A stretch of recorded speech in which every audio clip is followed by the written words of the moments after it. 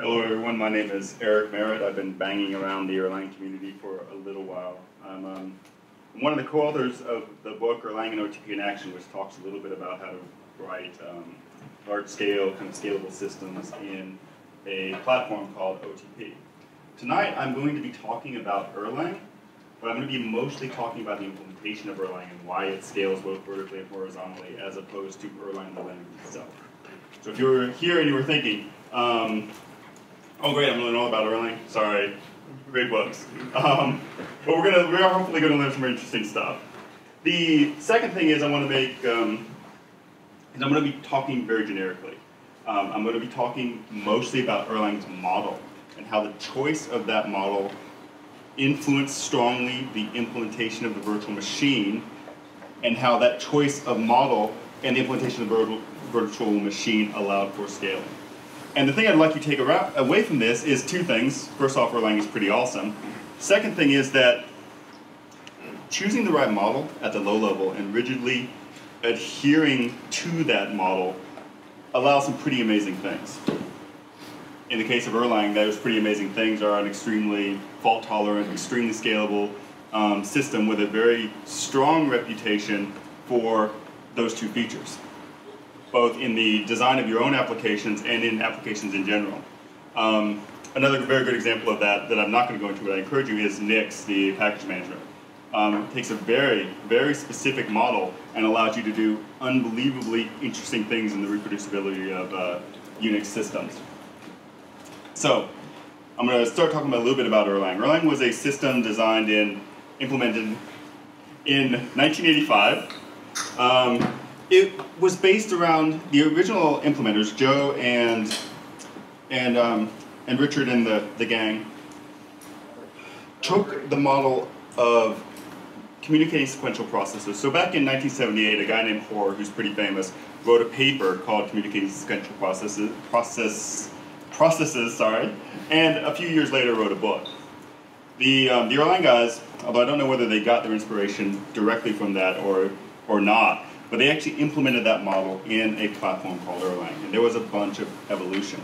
But the concept of communicating sequential processes is that we have a process, and process here is not used in terms of necessarily Unix processes or threads or these kinds of things. It's more the concept of a process, the kind of mathematical entity that is a process. So you have a process, a context of execution, who has state. Those processes communicate with other processes via messages. Those messages have the semantic that they are always copied.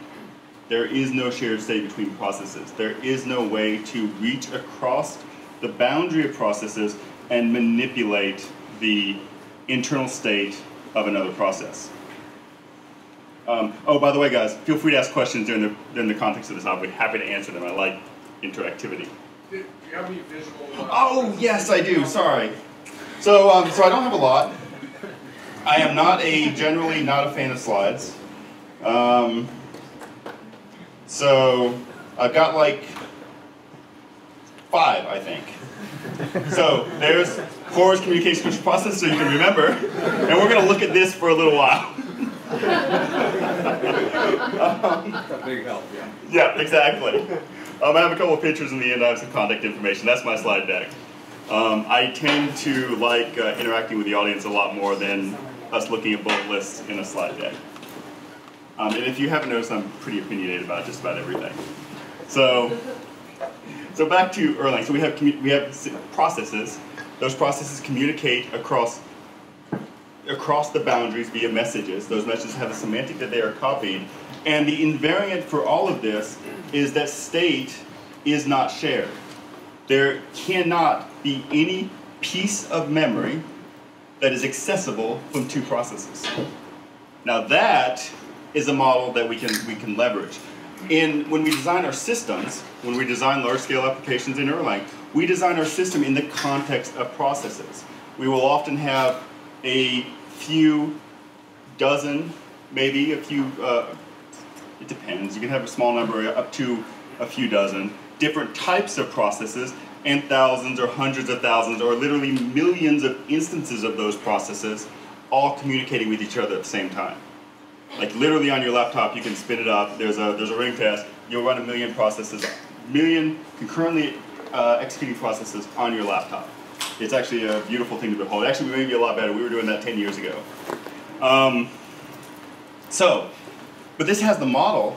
This has the very interesting feature that we stripe, that we separate the context of execution of our application at a very fine grain. So suddenly, well, not suddenly because you spent months or years building the system, but mentally suddenly, we have the entire context of execution of our application separated across distinct boundaries to a granularity of hundreds of thousands or millions of these kinds of stripes.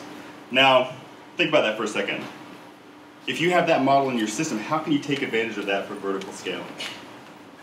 Does anyone want to hazard a guess? And if you know about, if you've dug into the Erlang VM, you're not allowed to speak. All right, so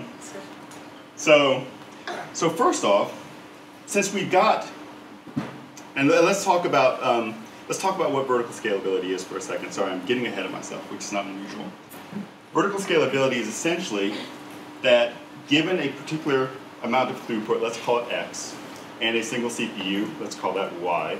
When we add, well, we don't need to call that Y, but when we add another CPU, we get basically X times 2. And we add another CPU, we get X times 3, and we add another CPU, we get X times 4. And we add another 50 CPUs, and we get X times 54.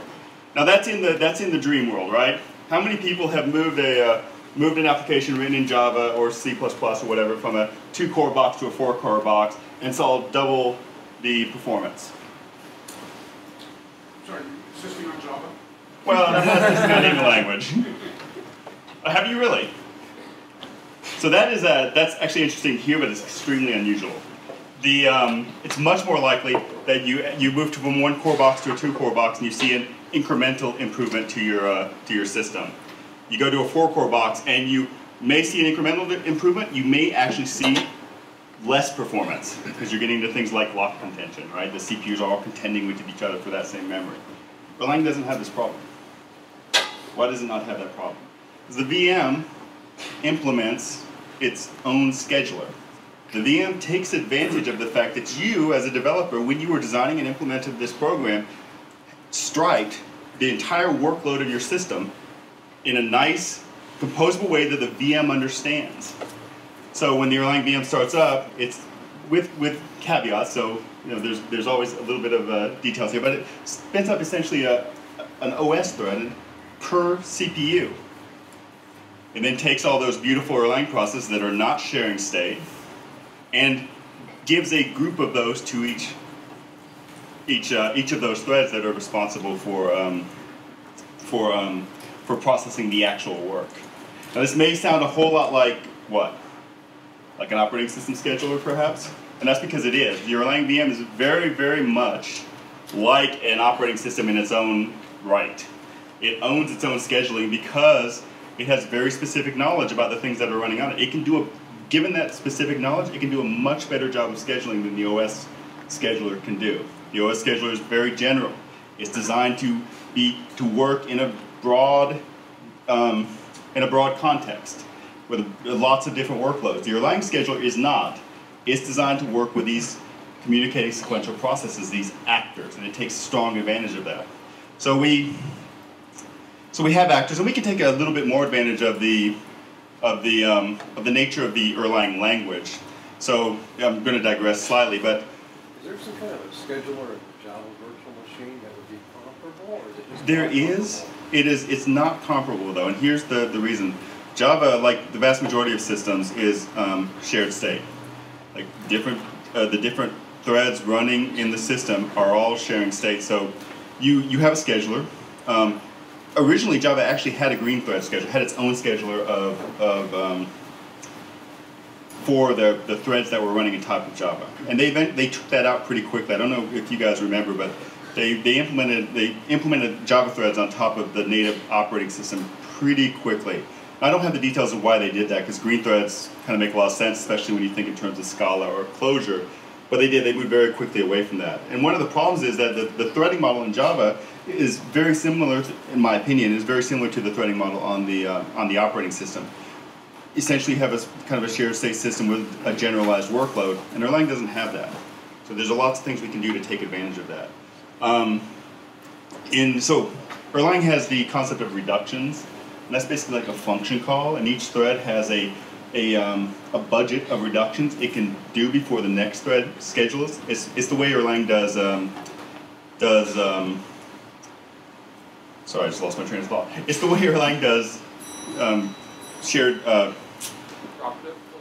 It's not cooperative. It's preemptive. Preemptive scheduling, right? Thank you. I don't know why that just slipped my head entirely. So Erlang has for each of the processes on your machine, you have a queue of Erlang processes that are queued up.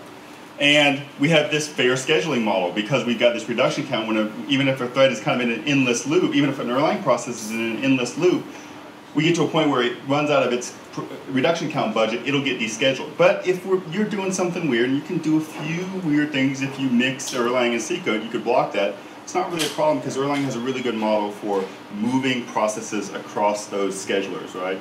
We can do a bit of work stealing. We can say, okay, this process is really bound up doing something. We're going to take some of the processes that are queued behind it and move it somewhere else. So we don't want to do that a lot because if we move work across processes, we're going to have some cache problems. We're going to blow our caches. We're going to maybe get into memory that's been paged out, and we don't want to do memory paging if we don't need to. So there's a little bit of let's call it resistance, a little bit of friction that's in place to make that less optimal. We don't have to do that too much. So that is, but we can do that also because when a process moves, that state can move with it. We're not sharing state. We can grab that up, we can move that to a different place in memory. It's not a problem because it's self-contained.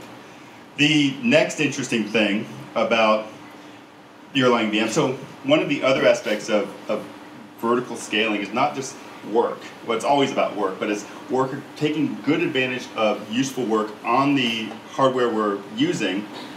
And the second thing is not wasting too much time. In a lot of other managed languages, you have this wonderful thing that we all love called the garbage collector. The garbage collector is a beautiful thing. It takes care of resource management for us that we are generally really, really bad at. I know I am. When I write native code, it takes me a little while to get my memory leaks under control. Now the problem with this is in large systems, you can actually spend a fairly large percentage of your time in garbage collection. Garbage collection is not useful work from the standpoint of getting your system done, executing whatever it is that your system is executing. And there's lots of reasons for that. If you have a lot of, how many here people have an idea of how garbage collectors work? Okay, good, nearly everyone. So, we traverse that heap, and it can be a very big heap, and that just takes time. And the vast majority of that heap is probably not going to go away, but we still have to do it. Erlang actually integrates the garbage collector tightly in with those schedulers, which you can't do if you use the native scheduler. So, because we know that those processes are self-contained, because that work and the memory is striped for us by the nature of how you guys have designed your system, because you design it naturally in processes, we can take advantage of that fact. We can do a few things taking advantage of that fact. If a process comes into existence and goes out of existence between garbage collector runs, there's no reason for us to look at that memory. We deallocate the heap before that process when the process goes out of exits. If a process hasn't been scheduled between the run of the garbage collector and the next run of the garbage collector, there's no reason to look at it. There's no shared memory. That process is never run. It's impossible for it to have allocated memory. So we can cut our heap again. Experientially, that's a huge percentage of our heap. So that leaves a very small percentage of the heap that we now have to traverse. And that is the heap represented by the processes that have been scheduled and actually run since the last time we ran the garbage collector. Now there's another aspect that we can take advantage of. Because we have processes, because they're already running concurrently, when we go to garbage collect one of those processes, we only have to stop that process. Garbage collect that process and let it run again. And then we can do the next process, until we run on that very small subset of memory. This is one of the ways that Erlang can be a soft real-time system. It's that we only garbage collect a single process at a time. The heap for those processes are generally very small, so the stoppage is also generally very, very small. Now the interesting aspect of this is that until very recently, where very recently is mid-2000s, the Erlang garbage collector was pretty dumb. When you're only walking a very small heap, and the amount of time you're spending walking is very low, you don't need to optimize that. It was a simple mark and sweep collector for the longest time, because it simply didn't need to be done. We leveraged the model on which Erlang was built to reduce the work. So we didn't have to add algorithmic complexity to the garbage collector to make it efficient. It was efficient by nature of the model that was chosen for the language itself, and the fact that the VM leveraged that model extremely heavily. So that is essentially Erlang's vertical scaling story. In general, and there's lots of caveats to this, so take it with a grain of salt, Erlang tends to scale linearly with the number of CPUs you add, the number of CPUs on the system. Up to, last I saw, up to about 64 CPUs. That's not quite linear, but pretty close. That's an impressive feat. You can take an arbitrary application, let's assume it's not insanely poorly designed, put it on a 64, take it off a 1 core box, put it on a 64 core box, and you'll see something like a 64-ish time improvement in performance. That's amazing. I don't know how many of you have done a lot of multi-core. That fact alone was one of the most impressive things I saw when I saw the slide deck, Patrick's slide deck. And that gets better over time. As the implementers work on reducing the lock contention, as the implementers work on improving the system, that scalability climbs further and further up. Last I heard, they were working on pushing the boundaries up to 128 core boxes. So Erlang's got a really beautiful vertical scaling story. Now, let's talk about horizontal scaling a little bit. Wait, what changed the garbage collector? There's a question back here, Eric. Oh, sorry, hold on. And don't forget to repeat the question so that Yes. we can hear it. What necessitated the change to the garbage collector? So, what necessitated the change to the garbage collector? What do you mean? You said that up until the 2000s. So, I don't know why, but if my memory is serving me well, in the late 2000s they moved from a simple market sweep to a generational collector. Okay. It's a very common thing that happened with a lot of language earlier, and it just happened with Erlang more recently. There was a question over here as well? So assuming you have linear scaling, so from one process to 64 Mhm. process, assuming that Erlang workload is usually paralyzed. So I'm not sure it's a question, it's more of a statement that going from one processor to 64 processor assumes that the workload is trivially parallelizable. Yes. And assuming that you've designed your system such that it is parallel. And of course, so Erlang is a parallel system. You design your system in terms of processes. There are many classes of things that don't lend themselves well to that. Erlang is going to be a bad choice for choosing those.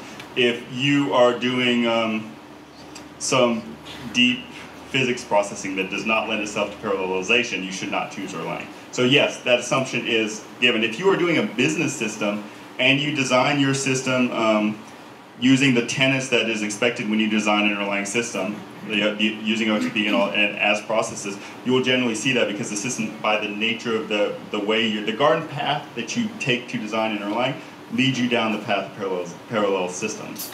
But yes, your statement is correct. Is that really a negative? Like you should not choose it, or is it just you can choose anything and you have to be good at Erlang? So in generally, I talk about this a little bit later. So Erlang's general performance is on par with that of Python. Non-parallel performance is on par with that of Python. So you don't have to choose. It's not bad, but if you're doing some complex, tightly coupled simulation that you need to be really, really fast,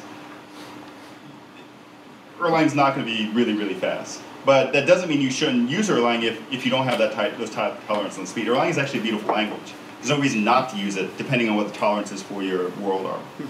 Yeah, I think maybe some obnoxious graph chasing algorithms where you need to mark the nodes and stuff. Now you're writing it in memory. So believe it or not, you can actually represent graphs in a few different ways efficiently in Erlang. But the spirit of what you said is true. There are lots of algorithms where you either have mutability matters. A REIT algorithm is a great example that I played with not that long ago, for a algorithm that depends on access to mutable memory, right? Access to everything X and being access to memory. And as soon as you move away from that, it starts getting painful. So those are poor choice. Yeah. Would MapReduce type of algorithms be a good choice for Erlang? I don't see why not. They're certainly implemented have been implemented in Erlang several times. It's natively parallel, but how many people have experience with Erlang at all here? Okay, so a pretty small number.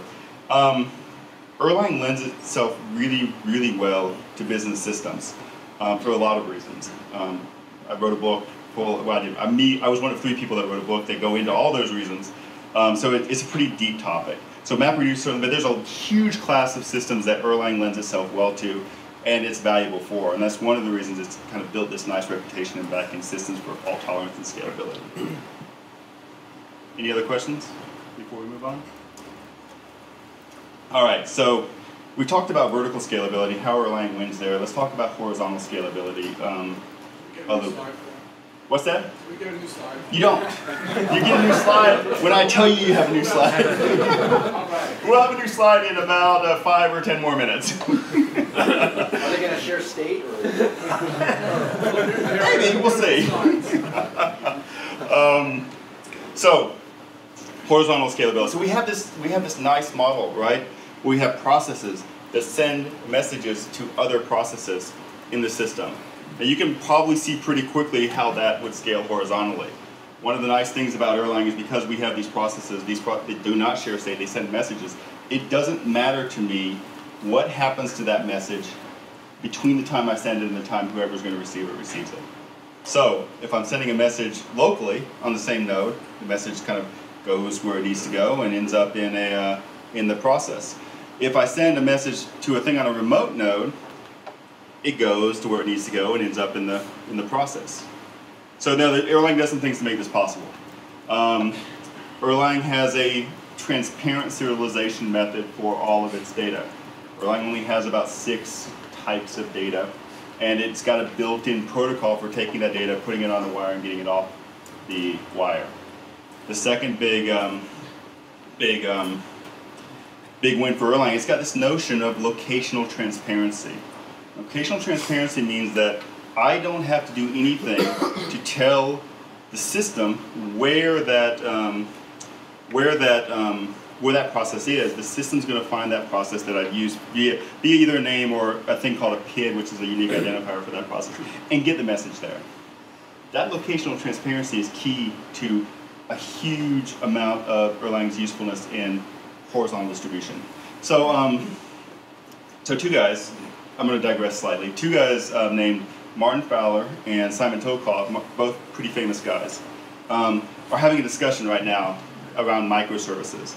And the discussion is, if you're building a microservice-based system, which is kind of becoming a big buzzword, and microservices should sound a whole lot like processes in Erlang. If you have a microservice-based system, should you start in a monolith, and this is assuming Java or Python or some more normal more traditional system, or should you start with microservices? And Martin Fowler, brilliant guy, makes the supposition that you should start with a monolith because you don't know how the services are going to fall out. And you don't want to start worrying about that distribution and that breakout until you need to, which makes sense. Simon Tilkov makes the say that given the world as it exists, if you don't start with microservices, you're never going to get to microservices. And you should just go ahead and start with them and iterate over time to do that. Now, I think the point that these 2 brilliant engineers are missing is that microservices and Erlang processes are not units of distribution. They're not units of deployment. They're units of decomposition. They're how you structure your program.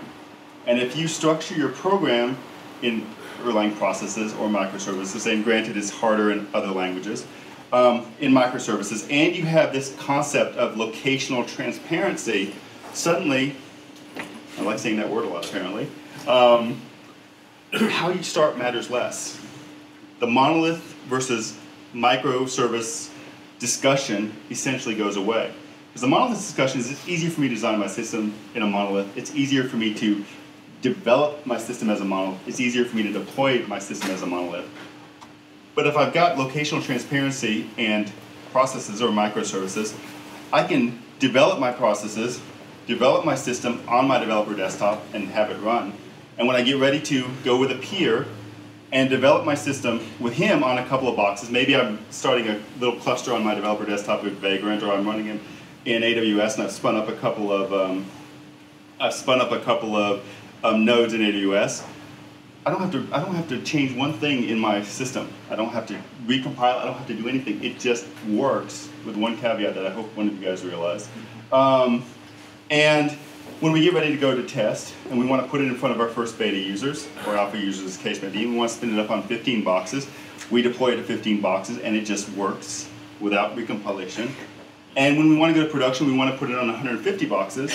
We roll it out of production, and we put it on 150 boxes, and it just works without recompilation. So, yeah. So location transparency sounds great, but you've got a network, right? Yes. So I'm kind of like, Erlang's really famous for its fault tolerance. This is kind of where you're going. I'm not talking a lot about fault tolerance in this talk. I'm talking mostly about scalability. Erlang has really nice features for dealing with asynchronous communication without guaranteed delivery, which is the model it's built on. But we can talk afterwards about how it addresses that problem. I guess I was thinking more about Latency? Performance implications. Okay, so that is the thing I was referencing earlier when I said I hope you noticed this. So the big difference between sending a message to another process locally versus sending a message to another process remotely is time, is latency. It's really cheap for me to send a process locally. It's really expensive, relatively speaking, for me to send a process a message to a process remotely, and it could be really, really expensive depending on your definition of remote. You know, if I've got a satellite in orbit that's running Erlang and I send messages between that and my data center, that's not going to be fast. Erlang has facilities to take care of this, or has facilities to allow you to handle this. And since that's not really talking about scalability too much, I encourage you to look up receive clauses and timeouts in Erlang. That's basically the fundamental way it deals with it. So, locational transparency gives us the ability to not worry, or some caveat of worry, about distribution. And that's a tremendous value. And that's the key to Erlang's scalability. Yep. I'm going to have run a little bit more. Please do. If you've got an application which is performance critical, virtually everything all of us are relying. Yep. If you're an Erlang developer, how much do you obviously locational transparency can deal with correctness, modular network recovery. But if you're an Erlang developer, how much in the design process do you worry about performance as part of your architectural discussion, or you just ignore it and hope it all works well when you distribute? So you don't ignore it. If you ignore it, you're going to hurt yourself, right? The place where it becomes critical, and I'll give you a concrete example. In a recent system, a few years ago system, we were working on a telephony platform. Surprise, surprise, Erlang, right? And most of our SLAs were around the threshold of human perception, the audio threshold of human perception, which is about 300-ish milliseconds. So we worried a lot about message delivery in those 300 milliseconds and what would happen if we didn't get a message within the time frame allotted. So you have to think about that as well. What will happen if and Erlang does not have guaranteed delivery of messages. When you send a message, it's fire and forget. You might receive it, the process you're targeting might receive it, and it might not receive it. Now, if you're on the same node, the likelihood, the probability that you're going to receive a message is super high, right? If you don't receive that message, it's highly likely that the node's going to fail. Yes, exactly. Across the network, the probability that you're going to lose that message is still probably not high, but it's definitely there. And you will lose messages depending on the size of your application. But Erlang uses the same model whether you're sending locally or remotely. There's no difference. You have a fire and forget model with timeouts. And the timeouts that you have dictate how you react to the situation where you go beyond whatever the limits of time for message delivery are in the context of the application you're building. So you as a developer have to make that decision. Now, I've seen many, many times developers ignore it until the end And guess what happens when they start deploying them? Obviously bad things, the system does not function as you would expect. So you have to worry about those things and think about them during the time of development. The key that Erlang brings, and I think this is a valuable key, is that there's not a difference between a local and remote, a local process and a remote process as far as message delivery is concerned. You use the same semantics, you use the same timeouts, and you treat everything as if it was remote in some respects. Does that answer your question? Well, I mean, if I treat everything as remote, I can guarantee I'm going to have terrible performance all the time. It seems to me that, I mean, there's this myth of location transparency. It's a beautiful idea. To me, when I build systems, it just doesn't translate. Yeah, it's nice. I can specify exactly the same as syntactically, but in practice, it's rare when I don't have to think about is that local or remote. So, are you arguing there are cases where a lot of cases I don't have to worry so much about? I am arguing that there's a lot of cases that you don't have to worry so much about it. I'm not arguing, so I'll give you a good counterexample. 10-ish years ago, something that I did a high-frequency trading system. We cared a lot about things. Nothing could essentially be remote. Guess what? We did not use Erlang for that system. We used an actor model.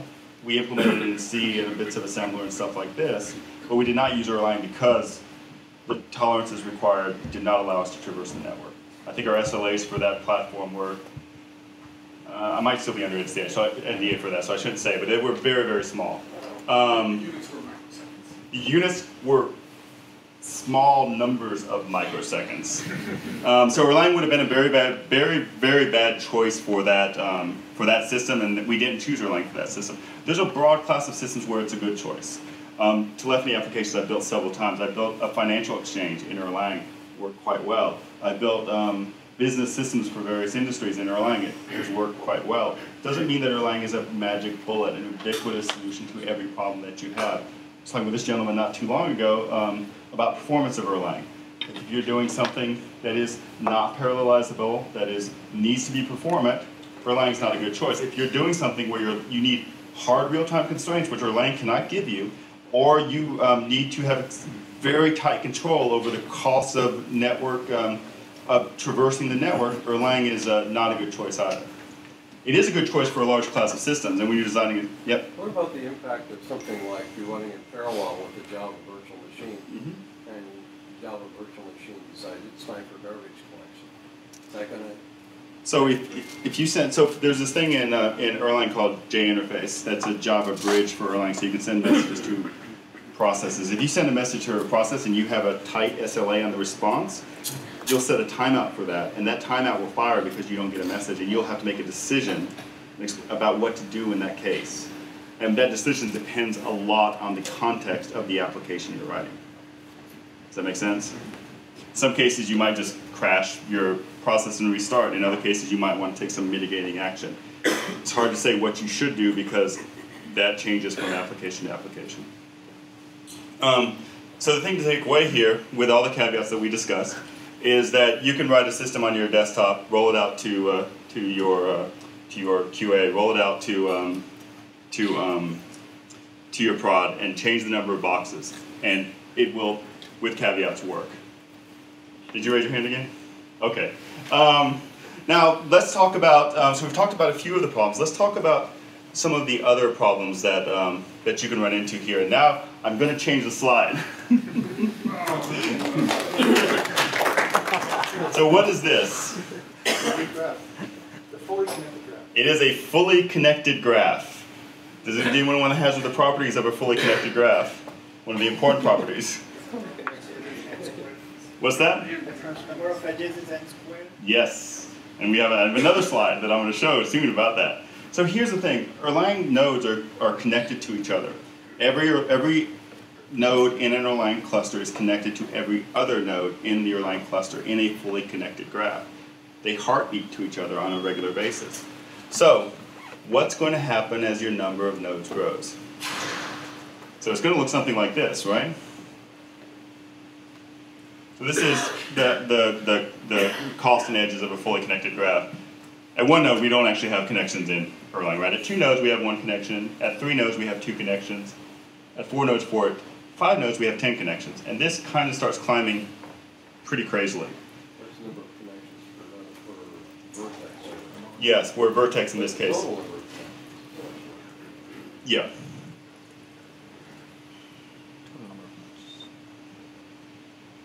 The total number of connections is that, but the connections between, they're heartbeating between each other.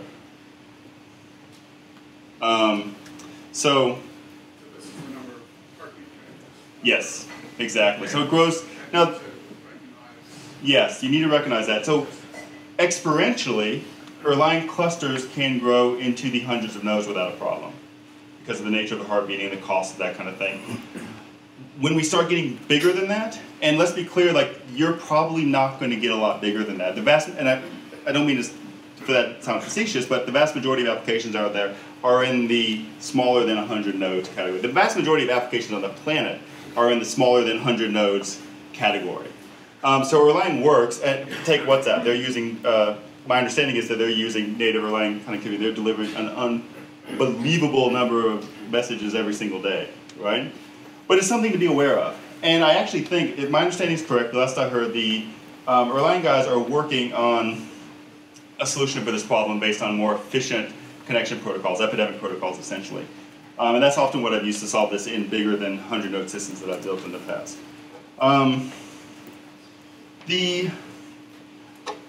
Okay, let's not do that yet. I thought I had one more slide. Another potential problem, and this, I want to bring it up because if I don't bring it up, you won't be aware of it, but it's a theoretical problem more than it is a real problem. The message protocol that Erlang uses is built into the Erlang virtual machine. Think of it as the TCP/IP stack if you were thinking of an operating system. You don't have access to that. There's very occasionally, and I think the last time it happened was something like 10 years ago, that protocol changes in a backwards incompatible way. Now, what's going to happen, and again, this is a very rare event, if you have a cluster running in production and you want to upgrade that cluster in place and you're using native messaging. And essentially that's what's going to happen. You're going to basically partition your system as you roll out your nodes, right? The newer nodes are not going to be able to contact the older nodes, and they're going to, and that's going to be bad. The solution to that is you shut down your system, you upgrade everything, and you restart it. For a large class of applications, that's okay. This is an extraordinarily rare event. Once every 10 years, that might be okay for the system you're running. That's probably not okay for, let me rephrase that. That is certainly not okay for the vast majority of systems that I've written in the past. So I've had to come up with other solutions to solve for this potential case, even though the likelihood of it is so remote. The same for the connected, fully connected graph problem. I've had to come up with ways to solve that problem, basically by implementing my own distribution layer in Erlang. Now, here's the thing. Erlang is a beautiful language. It's extraordinarily good at managing, at dealing with network protocols. It's actually fairly trivial to write your own distribution layer that doesn't have these problems. And I'm fairly confident that the Erlang implementers are going to solve the vast majority of these pretty soon. But I wanted to call out the problems where they are. Erlang overall, maybe I should do this first so you guys walk away thinking that Erlang is as awesome as it is. Erlang is extraordinarily vertically scalable, it's extraordinarily horizontally scalable. It's a good system to use for a large number of things. Not for everything, it's not a magic bullet, but for the large class of business systems, large simulations, games, these kind of things, it tends to work and work well. And that's my talk, and a new slide. Any post-talk questions? Yeah, Erlang obviously has some really phenomenal technology. Can you comment on your personal view on why we're not seeing more widely used, given the potential to solve a lot of our current problems? Do you want my nice view or my real view? Okay, so my real view is that people are extraordinarily comfortable. They learn algo family languages in college. They go to companies where they write algo family languages at that company. They get very comfortable writing the same kinds of things in languages that are slightly different from each other. Companies are very averse to risk. They've been hiring the same programmers for 20 or 30 or 40 years, writing the same systems and languages for 20 or 30 or 40 years. Change in mainstream languages are slow. is very slow. This Erlang is very different. It forces on you a completely different model of development. So, given that, there's a huge amount of inertia in, even given its benefits, in migrating a large proportion of the industry to that. Now, the reality is, though, lots of startups that don't have those inertia are choosing Erlang. Lots of places that have the reliability requirements that Erlang was originally designed for are choosing Erlang. Financial systems choose Erlang a lot. Telephony systems choose Erlang a lot. For those reasons, because they don't have those same constraints. They have a smaller number of people.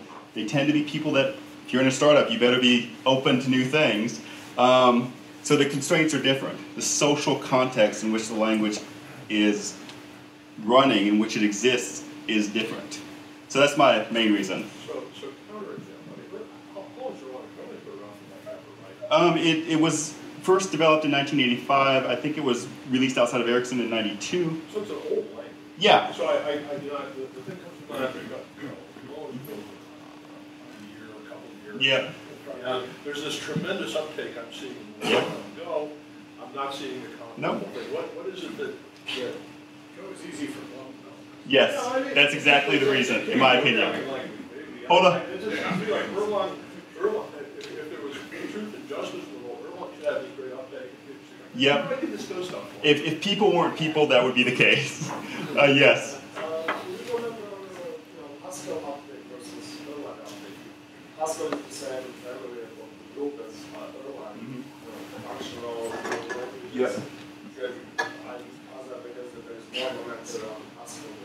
So I don't know whether that's the case or not. It could be. I wouldn't be surprised if it was.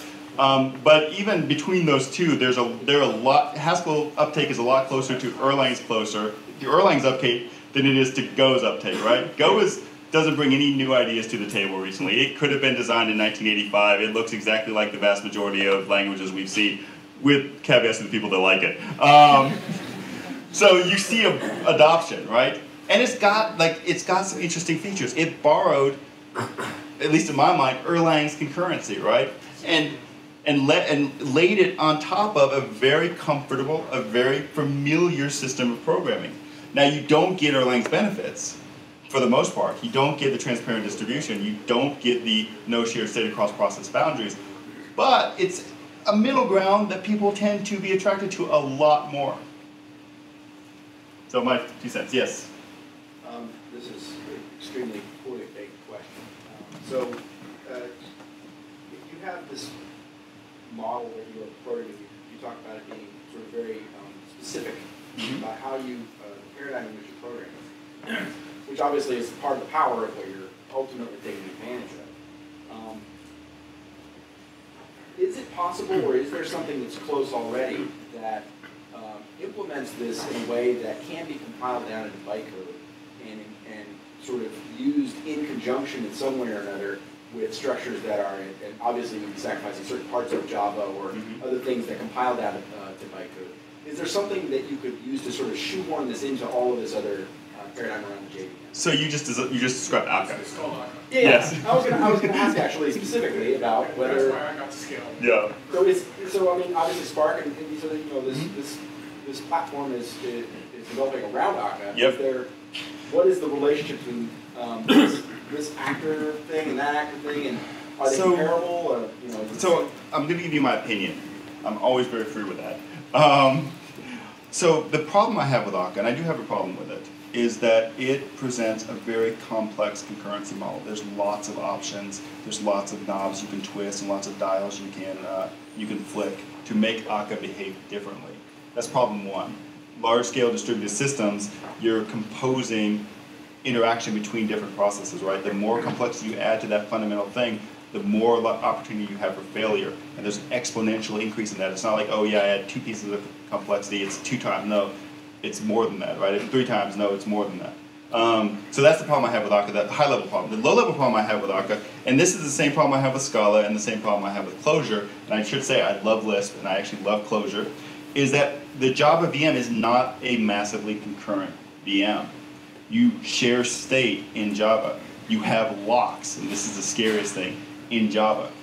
I can't, now the model that both Scala and Clojure and the concurrent language, there's a few other concurrent languages on the JVM take, is that you have a thread, a pool of worker threads, and you have the actors, however they're described in the language, running on top of that, and those worker threads pull that work and then do the work, and then pull the next piece of work and do the work, and that sounds a little like Erlang.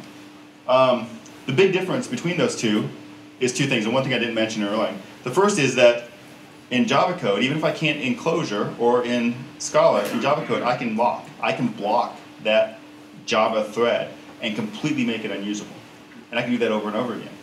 So I can't guarantee at any particular point in time that I have deterministic behavior in my system. And deterministic is probably not the right word, but I have consistent behavior in my system. The second piece, and this is maybe the more painful piece, is that in Erlang, the I/O system, subsystem, is integrated tightly into the scheduler. All I/O in Erlang is asynchronous I/O, using the asynchronous I/O primitives of the operating system. When an Erlang process sends a message or writes out to stdout, it's using asynchronous I/O at the VM layer. Now, in the process you're using, it feels like synchronous blocking I/O, because the Erlang schedule understands asynchronous I/O primitives and does the right thing in the context of your process. So I/O doesn't block. Java, unless you're using NIO explicitly, I/O blocks. And you get to that same problem. So that's my reason for looking with some trepidation on JVM-based massively concurrent systems. Yeah, you make it, but then I call it Java primitive, and I'm blocking. Yeah. The other thing you're missing too is the per process garbage collection. Yeah. That is true. There's at least as far as I know right now, there's no other system that has a similar garbage collection. Yes. You talked a little bit about breaking changes in the actual wire protocol between Erlang nodes. Does Erlang do anything to help you as you're evolving the format of the messages that you're sending, which seems like it would be a lot more common?